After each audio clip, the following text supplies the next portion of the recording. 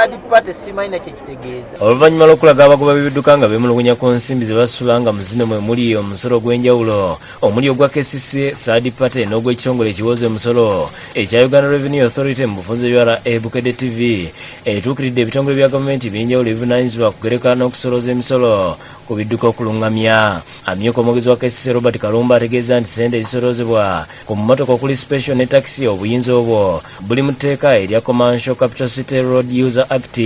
Bitugamba nti buli mmotoka yonna eya commercial ekola mu kibuga oba eyitamu mu kibuga tulina okuggyako akasente akatonotono. Ezo ssente Parliament yaziisa. Ono agamba nti abatakisi babasoloozaako ensimbi emitwalo 12 buli mwezi ate aba special basula emitwalo 4 olwo ababaasi emitwalo 15.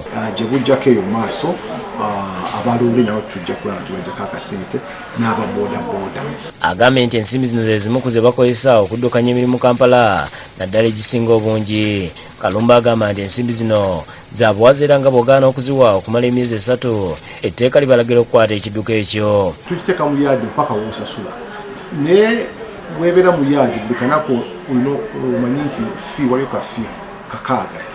Etteeka likiragira nti after 3 months, after emyezi 3 emmotoka tukiteeka ku nyondo okuggyayo ssente zaffe eza gavumenti. Baaba ekitongole kya URA nga bakuliddwamu Ian Rumanyika bategeezezza nti basolooza musolo ku mmotoka ezitambula nga bavunaanyizibwa ku mmotoka eziyingira zokka. Kaŋŋambe nti oguze premium oguze kika ekiri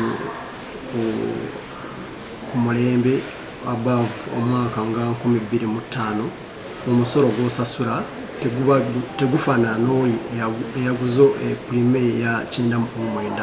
Agamba nti olw'okuba emmotoka zino bwe zitambulira ku nguudo zizisaako obuzito buli mmotoka egerekebwa omusolo okusinziira ku kyekola ku luguudo.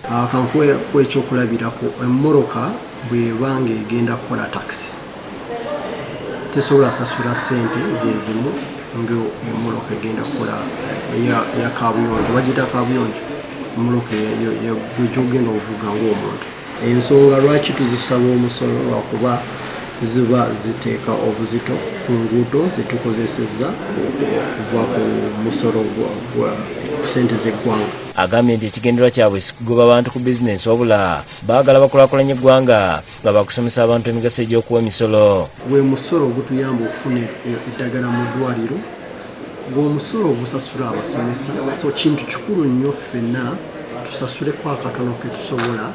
Baaba ekitongole ekivunaanyizibwa ku yinsu ekya Uganda Insurance Regulatory Authority era ng'omwogezi w'ekitongole kino Mariam Nalunkuuma atubuulidde emigaso gy'ensimbi ezisasulwa mu yinsu omuli third party n'emirala. Tekitegeeza nti bw'oba olina third party tolina insurance ndala gy'osobola kugula.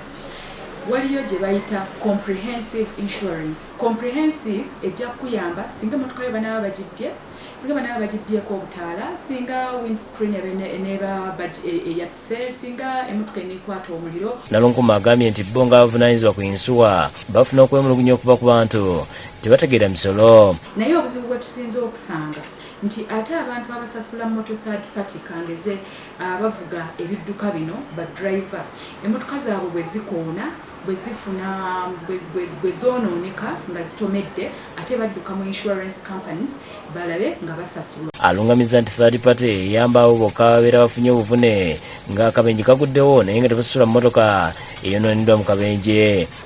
Insurance eya third party esasula muntu afunye obuvune muntu esasula muntu tesasula kidduka kyonoonese. Agamba nti buli mmotoka ezisula yinsuwa ya njawulo ku emmotoka tezifaanagana. Peace Navuga yakusakidde Bukedde TV.